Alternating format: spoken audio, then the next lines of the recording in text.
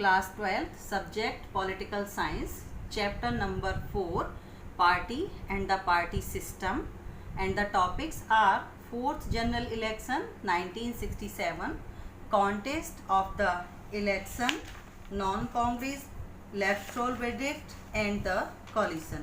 So firstly we will start from the 4th general election 1967.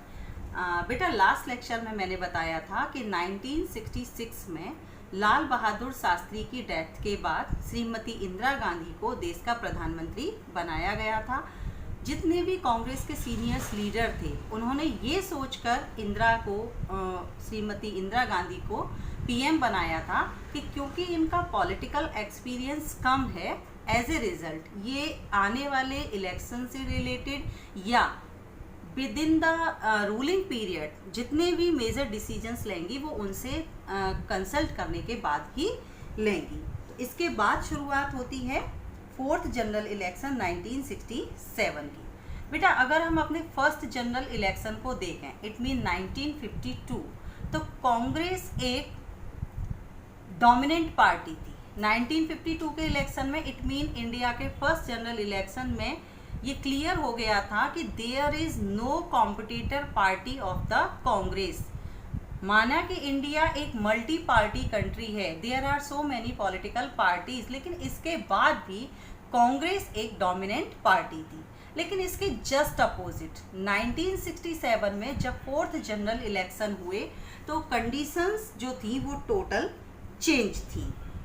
इसके बहुत सारे reason थे, जिनमें से पहला, जल्दी 2 प्रधानमंत्रियों की डेथ हो गई. नए प्रधानमंत्री इट मीन इंदिरा गांधी को भी अभी अपना काम संभाले हुए ज़्यादा टाइम नहीं हुआ था. नेक्स्ट, कुछ लोगों का मानना ये था कि जो न्यू पीएम है उनका पॉलिटिकल एक्सपीरियंस कम है.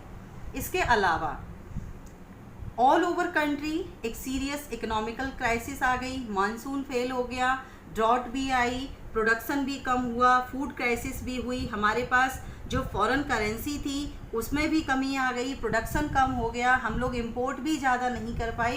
एज ए रिज़ल्ट बहुत सारी मेजर प्रॉब्लम्स इंडिया में क्रिएट होना शुरू हो गई. जो सबसे बड़ी गलती, मिस्टेक या biggest problem of that time मानी जाती है, that was the devaluation of the rupee.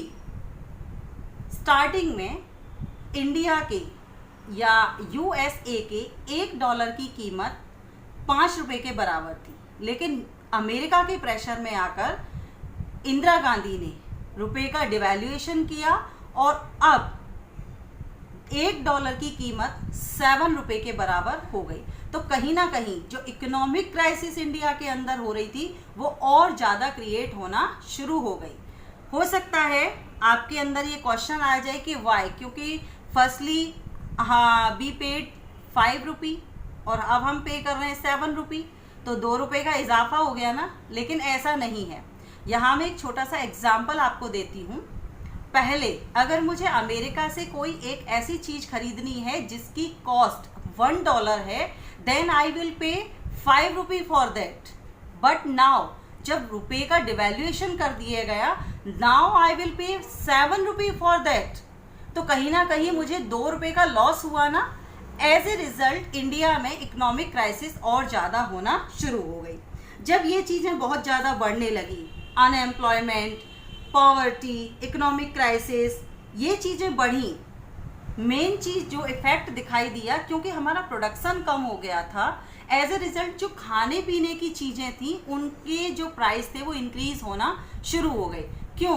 क्योंकि इकोनॉमिक्स का रूल कहता है जब जब क्वांटिटी कम होती है तो प्राइस इंक्रीज हो जाते हैं, और जब जब क्वांटिटी ज़्यादा होती है तो प्राइस डिक्रीज हो जाते हैं. इट मीन अगर डिमांड ज़्यादा है, क्वांटिटी कम है तो प्राइस बढ़ जाएंगे, और अगर डिमांड कम है, क्वांटिटी ज़्यादा है तो प्राइस डाउन हो जाएंगे. एज ए रिजल्ट मोस्टली चीज़ों के प्राइस बढ़ना शुरू हो गए.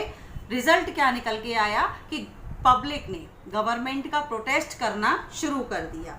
लेकिन इंदिरा गांधी ने यहाँ दूसरी मिस्टेक की. पब्लिक की कंडीशन को समझने के बजाय उन्होंने ये ब्लेम किया कि it was the lack of the law system of India. Bharat की जो कानून व्यवस्था है उसमें कमी है, पब्लिक जो कर रही है वो गलत है।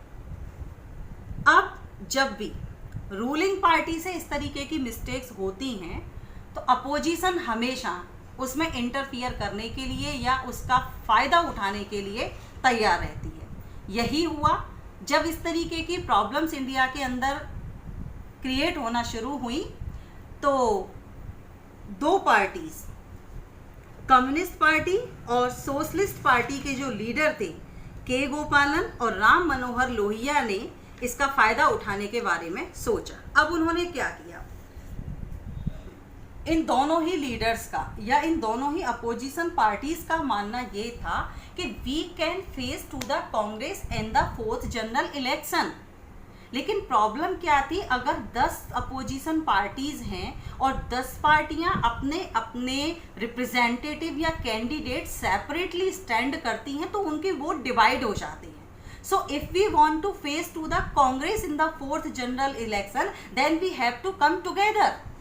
हमें एक साथ आना होगा और अपनी वोट्स को और अपनी आइडियोलॉजी को एक करना होगा, then we can defeat to the Congress. हम कांग्रेस को डिफीट कर सकते हैं और सेंट्रल लेवल पर रूलिंग पार्टी में इन पार्टियों को एस्टेब्लिश किया जा सकता है। तो ये जो पूरी स्ट्रेटजी बनाई गई, इसको Ram Manohar Lohia, he was the leader of the socialist party, उन्होंने नाम दिया नॉन कांग्रेस। अब जब नॉन कांग्रेस बनकर तैयार हो गई तो इधर इलेक्शन हुए। 1967 फरवरी में ये इलेक्शन स्टार्ट हुए। जब इनके रिजल्ट आए तो वो बहुत चौंकाने वाले रिजल्ट हमारे सामने आए, जिन्हें स्टार्टिंग की गई इलेक्टोरल वर्डिक्ट मतलब चुनाव के जनादेश के साथ। हुआ क्या, लोकसभा और स्टेट असेंबलीज दोनों के ही इलेक्शन हुए थे 1967 फरवरी में।